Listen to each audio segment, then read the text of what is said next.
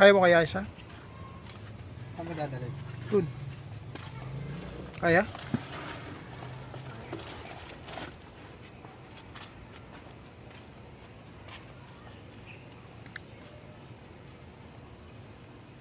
Yan lang sa labas.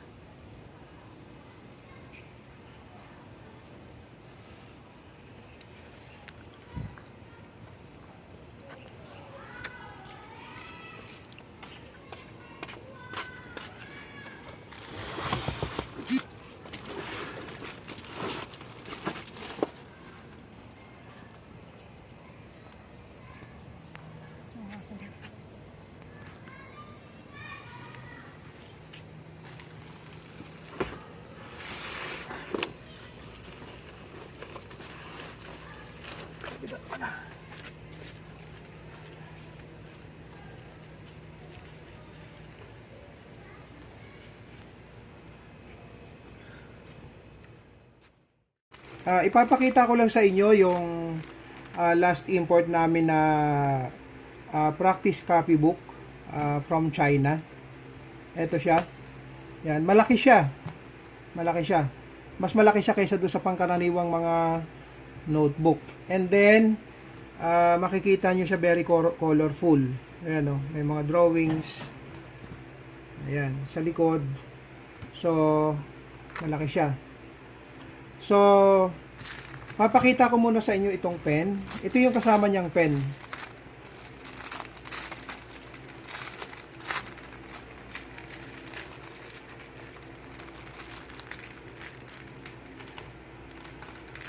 Ayan. Bali, ano siya? Bali, 8 piraso yung yung refill niya. Refill, ibig sabihin, pagka naubos yung laman nitong isa, ipapalit naman yung isa. Okay? So, bali 8 siya. And then, ito yung ito yung pinaka-pen. Yan. So, tinatanggal lang ito. Tatanggalin yan. Tapos, lalagay ito. Yan. Tsaka matibay siya. Plastic siya pero matibay siya. Kasi syempre, mga bata gagamit. So, kailangan matibay siya. And then, meron siyang tinatawag na pen guide. Tingnan nyo guys, oh. Yan. Yung mga bata matutuwa dyan. So, ang purpose naman yan, pagka magsusulat sila, ito yung pinaka-guide. Yan, pinaka-guide siya. Okay? So, pakita ko naman sa inyo yung loob nitong practice copybook. Bali, 4 siya. Meron siyang math, meron siyang alphabet, meron siyang drawing, and meron siyang number. Yan, number. So, unahin muna natin tong math. Dito sa math, ayan, makikita nyo, meron siyang subtraction exercise. Yan, may apple na, may drawing na fruits doon sa taas, and then yung numbers sa baba. So, at the same time, bukod sa natututo sila ng subtraction, natututo na rin silang magbilang at saka magsulat at the same time. Alam nyo guys, mahirap magturo sa mga bata. Alam yan ng mga alam yan ng mga nanay, mga tatay na naka-experience magkaroon ng mga ng mga preschool. Ang mga bata, lalo na yung mga preschool, minsan pagka umayaw yan, ayaw talaga nila lalo na pagka nahihirapan sila. At isa dyan sa kanila, isa yung math sa nahihirapan sila. Dito guys, hindi sila mahihirapan at hindi nila aayawan to. Actually, ang feedback sa amin ng mga nakabili sa amin na nito, kaya umorder na kami ng marami sa China, yung mga bata talaga natutuwa sila at nalilibang. Kasi bakit? Ayan susundan na lang nila yan. 'Di ba? Susundan na lang nila 'yan. Tapos yung pagbibilang hindi rin mahirap para sa kanila kasi naandito na. So, ito naman yung materials niya. Guys, napakakapal. Ayan. Napakakapal niya. Oh, ayan Kaya marami nang kumuha sa amin nito. Napakarami nang umorder na sa amin nito sa Shopee namin. Tsaka sa page namin. Ayan. Addition. Ayan. 1 plus 1 equals 2. 1 plus 2 equals 3. So, nandito na. Madali nang matututo yung mga bata. Ayan. Meron siyang konting ano rito, tawag dito, exam. Dito, ganun din. Dito naman, subtraction. And then, dito sa kaliwa, meron silang, ano tawag dito? Parang sasagutan. Okay? Yan, pati yung mga yung mga shapes. Meron na, oh. Yan. Oh, yan yung loob niya. Then, kaya nga pala ito guys, tinawag na Magic Practice Copybook. Kasi, after 20 minutes na masulatan siya ng mga bata, kusang nagdi-disappear yung, yung mga sulat. So, pwede siyang gamitin ng paulit-ulit. Okay? O kaya, pwedeng, halimbawa, kung tatlo yung anak ninyo, pwedeng tatlo yung bata na gagamit. And then dito sa pinaka last part niya, merong tip. Ayan. Good posture.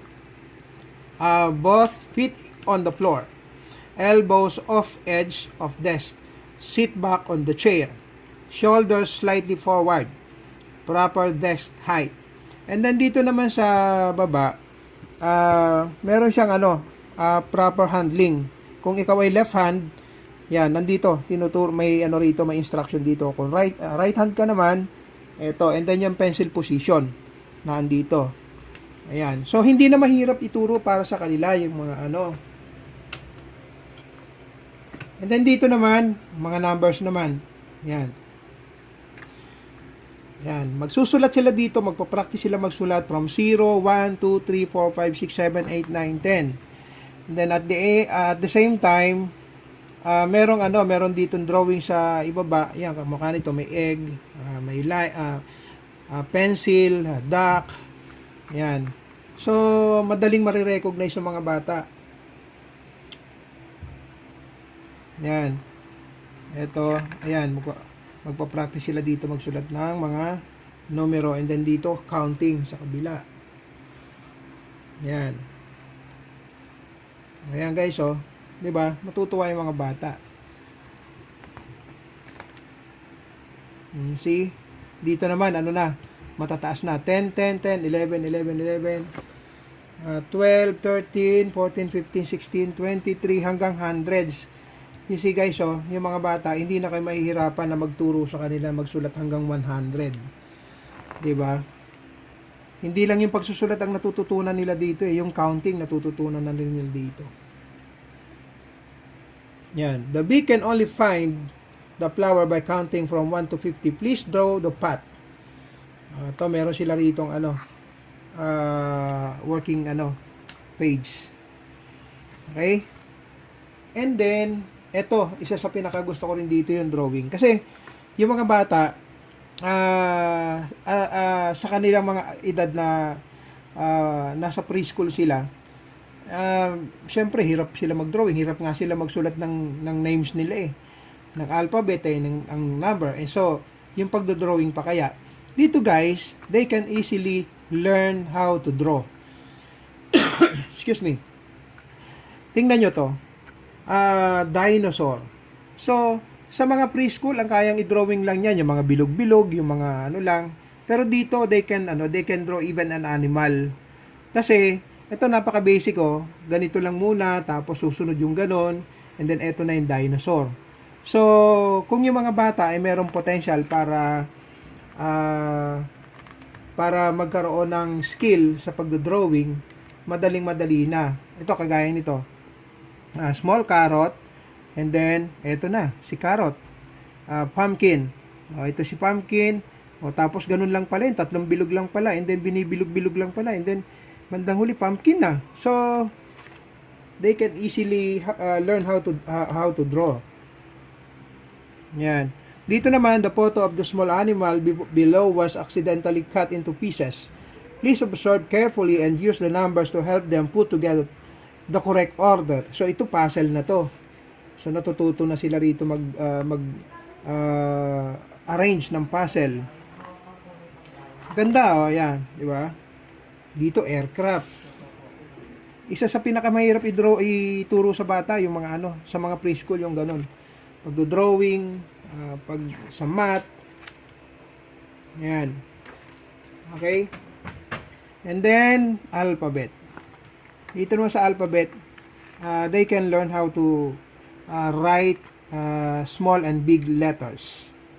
Yan. Apple, apple. Diba? Pati yung pronunciation nandito rin, no? Cat.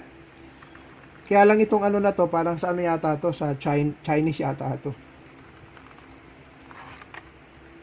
Ayan. Small letter at saka big letter. Ayan, matututo sila magsulat ng small at saka big letter. Ayan. Okay. Ayan. So, yun lang guys. And nakita nyo naman kung gaano siya kaganda. Isa to sa mga best seller namin sa Shopee account namin. Kaya umorder na kami ng marami. And then do sa mga interested na mag-reseller nito, nagbibigay po kami ng discount para sa mga gustong mag-reseller. And shout out nga pala ulit sa KPC sa aming napaka-smooth na transaction na naman from China to Philippines. So, thank you KPC. Then, thank you guys for watching my video. And sana i-like ninyo and i-subscribe ninyo yung itong channel ko kasi marami pa tayong ipo-post dito. Yung do sa mga baguhan na nag-i-start sa Shopee, meron kaming tip. Meron akong video na ilalabas na tip kung paano palalakasin ang benta ninyo sa Shopee. Right? So, sana i-subscribe nyo tong channel na to. Thank you guys. Thank you for watching.